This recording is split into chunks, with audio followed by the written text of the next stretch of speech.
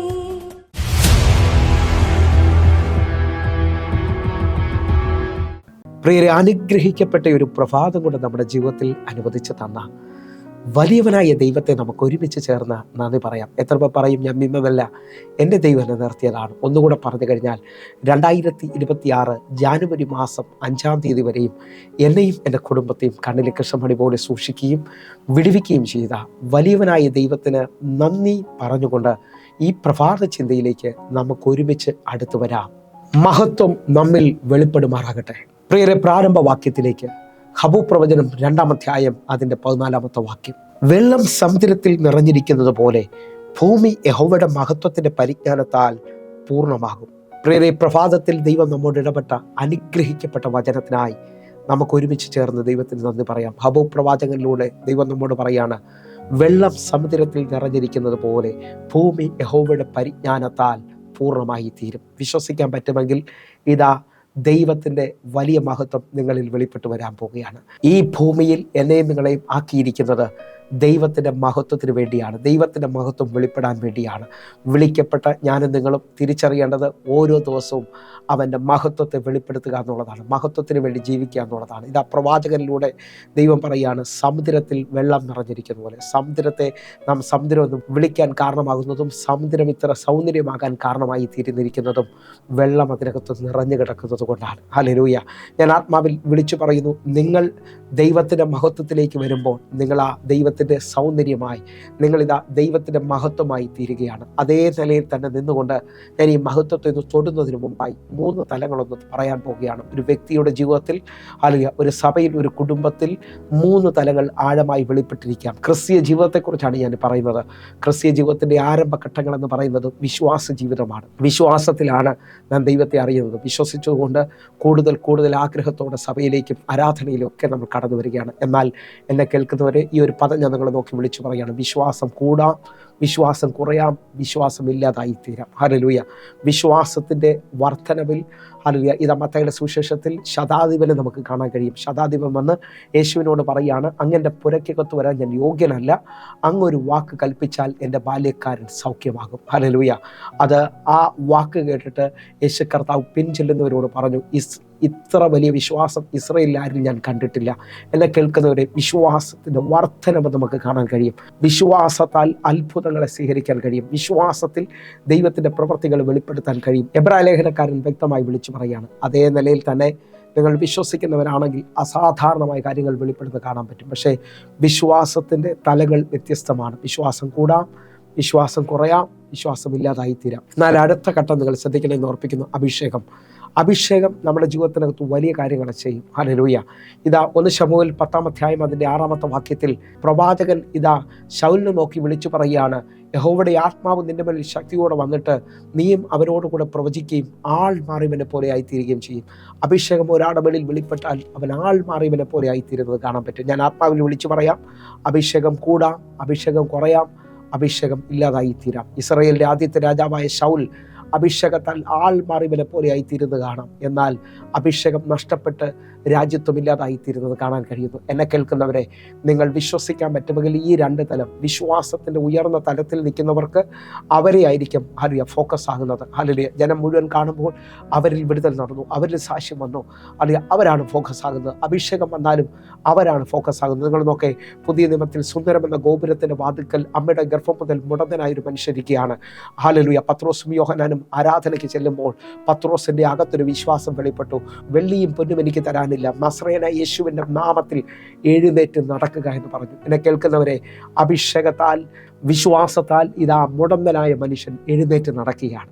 എന്നെ കേൾക്കുന്നവരെ, അവൻ ചാടിയും തുള്ളിയും കൊണ്ട് ദൈവത്തെ പുകഴ്ത്തിക്കൊണ്ട് ആരാധന ആലയത്തിൻ്റെ അകത്തേക്ക് പ്രവേശിക്കുകയാണ്. അവിടെ നിന്നവൻ മുഴുവൻ ആശ്ചര്യപ്പെട്ടു. ഇന്നലകളിൽ യാചകനായിരുന്നവൻ ഇപ്പോൾ തുള്ളിയും ചാടിയും ദൈവത്തെ പുകഴ്ത്തുകയാണ്, ആരാധിക്കുകയാണ്. ഞാൻ ആത്മാവിൽ വിളിച്ചു പറയുന്നു, പത്രോസ് അവിടെ ഫോക്കസ് ആയിത്തീരുകയാണ്. എന്നാൽ മഹത്വത്തിൻ്റെ പ്രത്യേകത, മഹത്വം ഒരിടത്ത് വെളിപ്പെട്ടാൽ വ്യക്തികൾ ഫോക്കസ് ആകത്തില്ല. ആത്മാവിൽ ഞാൻ നിങ്ങളെ നോക്കി വിളിച്ചു പറയുന്നു, നിങ്ങളുടെ ജീവിതം മഹത്വം വെളിപ്പെടാനുള്ളതാണ്. നമ്മെ ഈ ഭൂമിയിൽ ആക്കിയിരിക്കുന്നത് അവൻ്റെ മഹത്വത്തിന് വേണ്ടിയാണ്. വിശ്വസിക്കുന്നവരുണ്ടെങ്കിൽ എൻ്റെ കൂടെ ചേർന്ന് ഇങ്ങനെ പ്രാർത്ഥിക്കുക, കർത്താവേ, അങ്ങയുടെ മഹത്വം എന്നിൽ വെളിപ്പെടുമാറാകട്ടെ.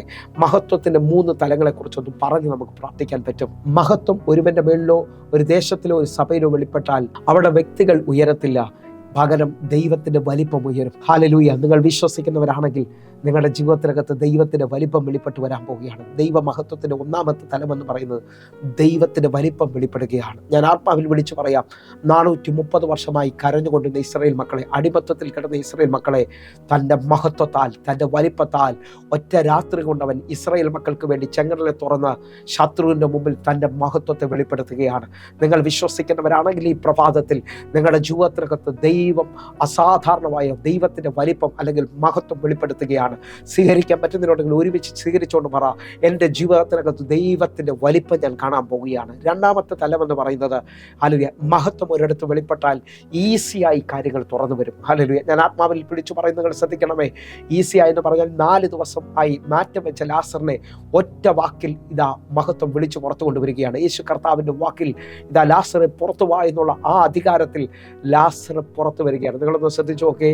അല്ലെ, മുറിവായിട്ടല്ല, അഴുകിയ പുഴുകിയ ശരീരമായിട്ടല്ല ലാസർ പുറത്തേക്ക് വരുന്നത്, ഏറ്റവും പുതിയതായിട്ട്. നിങ്ങൾ വിശ്വസിക്കാൻ പറ്റുമെങ്കിൽ ഈസി ആയിട്ട് 4 ദിവസമായി മാറ്റം വെച്ച അല്ലെ അഴുകിയ പുഴുകിയ ശരീരം ഇതാ അല്ലെങ്കിൽ ഏറ്റവും പുതിയതായി പുറത്തു വരികയാണ്. ഇതേപോലെ ഈസി ആയിട്ട് മനുഷ്യ തലത്തിൽ ഇനി നടക്കത്തില്ലെന്ന് പറയുമ്പോൾ ഈസി ആയിട്ട് പച്ചവെള്ളം വീഞ്ഞായിത്തീരുന്നത് പോലെ എൻ്റെ അഭിപ്രായത്തിൽ 30 വർഷത്തിന് മുകളിൽ പഴക്കമുള്ള അല്ലെങ്കിൽ ആ വീഞ്ഞ്, രാജകീയ വീഞ്ഞ് ഇതാ പുറത്തു വരികയാണ്. വിരുന്ന് വഴി പറയുകയാണ്, എൻ്റെ ലൈഫിൽ ഇത്ര നല്ലൊരു വീഞ്ഞ്, ഇത്ര ടേസ്റ്റേറിയ ഒരു വീഞ്ഞ് ഞാൻ കുടിച്ചിട്ടില്ല, ഇത്രയും ഗുണമുള്ളതൊന്നും ഞാൻ കുടിച്ചിട്ടില്ല. ഞാൻ ആത്മാവിൽ വിളിച്ചു പറയുന്നു, ഒരു മണവും ഗുണവും ഇല്ലാത്ത പച്ചവെള്ളത്തെ ഏറ്റവും മണവും ഗുണവും നിറമുള്ളതുമായ വീഞ്ഞാക്കാൻ മഹത്വത്തിന് കഴിയുമെങ്കിൽ നിങ്ങൾ വിശ്വസിക്കുക, നിങ്ങളുടെ ജീവിതത്തിനകത്ത് നിങ്ങൾ തെള്ളപ്പെട്ട ആളായിരിക്കാം.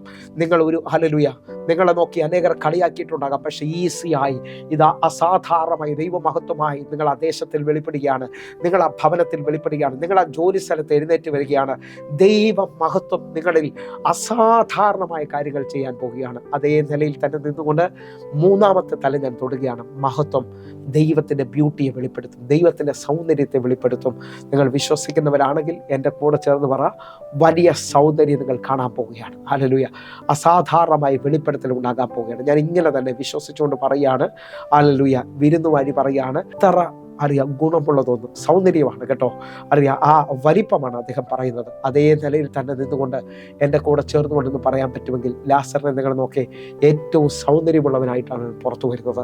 അതേ നിലയിൽ നിങ്ങളൊന്ന് നോക്കി, ഭൂമി പാഴും ശൂന്യമായിരുന്നു, ആഴത്തിനും ഇത് ഇരുളായിരുന്നു എന്ന് പറഞ്ഞാൽ ഒരു ഷേപ്പില്ലാതെ കിടക്കുന്ന ഭൂമിയെ ദൈവത്തിൻ്റെ വാക്കിൽ, ദൈവത്തിൻ്റെ മഹത്വത്താൽ ഏതൻ പറുദീസയാക്കി മാറ്റിയാണ്, ഏതൻ പൂങ്കാവനമാക്കി തീർക്കുകയാണ്.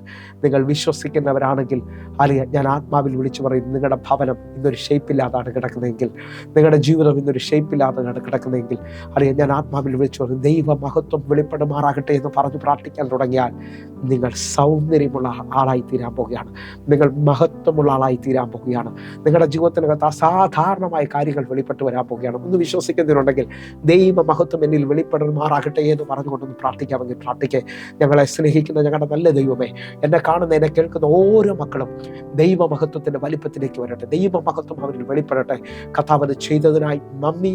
ആമേൻ, ആമേൻ, ആമേൻ. പ്രിയരെ, പ്രഭാത സന്ദേശം നിങ്ങൾക്ക് അനുഗ്രഹമാകുന്നുവെങ്കിൽ നമ്മുടെ യൂട്യൂബ് ചാനൽ സബ്സ്ക്രൈബ് ചെയ്യും, അതേപോലെ ഫേസ്ബുക്കിലേക്ക് നിങ്ങൾ ജോയിൻ ചെയ്യുകയും ചെയ്യണമെന്ന് ഓർപ്പിക്കുന്നു. അതേപോലെ തന്നെ ഈ യൂട്യൂബ് ലിങ്ക് നിങ്ങൾ ഒരാൾക്കും കൂടി, ഒരു വാട്സാപ്പിലും കൂടി ഷെയർ ചെയ്യാൻ പറ്റുമെങ്കിൽ ഷെയർ ചെയ്യുക. എന്നിട്ടൊരു വോയിസ് മെസ്സേജ് കൂടെ അയച്ചു. ഇത് എൻ്റെ ജീവിതത്തിൽ അനുഗ്രഹമാണ്. അല്ലെങ്കിൽ അങ്ങനെ ഒന്ന് ചെയ്യാൻ തുടങ്ങിയാൽ അനേക ജീവിതങ്ങൾക്ക് ഇത് വലിയ അനുഗ്രഹമായി തീരും. അതേപോലെ തന്നെ എല്ലാ ദിവസവും ഇന്ത്യൻ സമയം വൈകിട്ട് 6 മണിക്ക് നമുക്ക് സൂമിൽ ആരാധനയുണ്ട്. നിങ്ങളെ ക്ഷണിക്കുകയാണ്. നിങ്ങൾ കടന്നു വരണമെന്ന് ഓർപ്പിക്കുന്നു. വലിയ ദൈവപ്രവൃത്തിക്കായി ഞങ്ങളെ ക്ഷണിക്കുന്നു. God bless you. ആമേൻ.